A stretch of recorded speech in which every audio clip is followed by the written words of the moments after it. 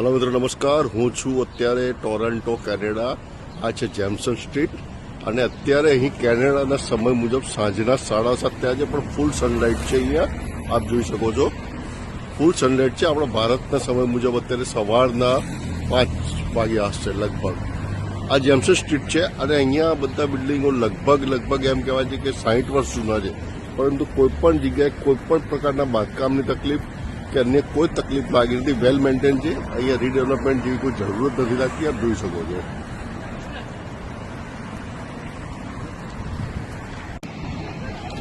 Lease પર ભાડે મકાન આપવા માટે આ રીતે ચાલે છે. અહીંયા લગભગ એમ કહેવાય છે કે આ સ્ટ્રીટમાં મોટાભાગના બધા લીઝ પર જ અપાયેલા હોય છે. અહીંયા એજન્ટ થ્રુ લીઝ પર અપાય છે. ઓનર એક અલગ જ હોય છે. એક આખા બિલ્ડિંગનો પ્રોપર્ટીનો ઓનર અલગ હોય છે. કોન્ટ્રાક્ટર બિલ્ડર જે હોય અને તે પછી એસ્ટેટ બ્રોકરને આપી દે છે. મેં હમણાં આપણે એમ કહ્યું કે અત્યારે સાંજના 7:30 થયા છે. ફૂલ સનલાઇટ છે અહીંયા. આપ જોઈ શકો છો. ભારતીય સમય મુજબ આપણે સવારના 5-5:30 જેવું લગભગ વાગ્યા હશે. ફૂલ સનલાઇટ એરિયા.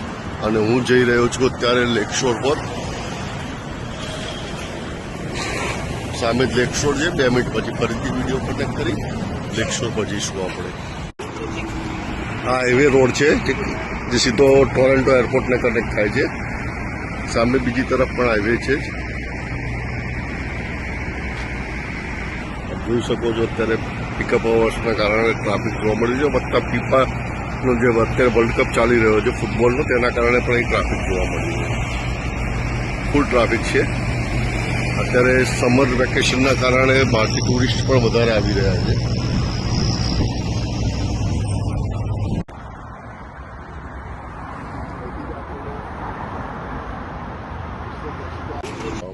મિલ્ટન સુધી એમ કે જાય છે. નાયગ્રા સુધી પણ આ જાય છે.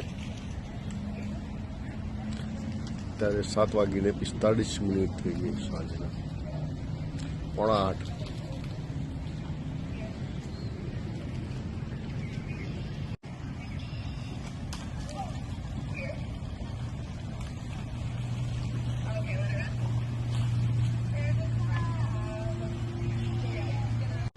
આપણા કેરળમાં જે રીતે હરીફાઈ થાય છે તેવી જ અત્યારે જુઓ. અત્યારે આ હરીફાઈ ચાલે છે. ઓનમમાં કેરળમાં જે થાય છે તેવી જ રીતે અહીંયા પણ થઈ રહી છે. જુઓ, એન્જોયમેન્ટ માટે કરતા હોય છે.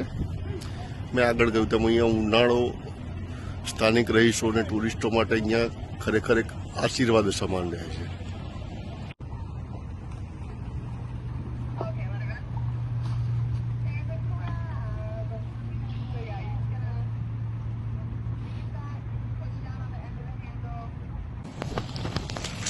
એક વસ્તુ સારી જોવા મળી છે કે જાહેર સ્થળોએ આવી રીતે ફૂડ કોર્ટને કોઈ મૂકતા નથી, જેથી ગંદકીનું પ્રમાણ પણ ઓછું રહે છે, ભીડભાડ પણ ઓછી લાગે છે અને નાગરિકો સરળતાથી તેમની મનપસંદ પ્રવૃત્તિ કરી શકે છે.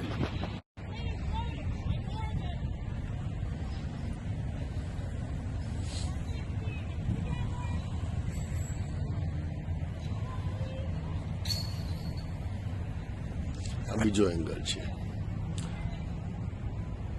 ડસ્ટબિન માટે આપણું અમદાવાદ પણ પાછળ નથી, હારોહાર છે. જેમ અહીંયા આપણા અમદાવાદમાં પણ ઠેર ઠેર દરેક જગ્યાએ જાહેર સ્થળો જે ડસ્ટબિન જોવા મળે તેવી રીતે જ અહીંયા પણ મૂકવામાં આવ્યા છે.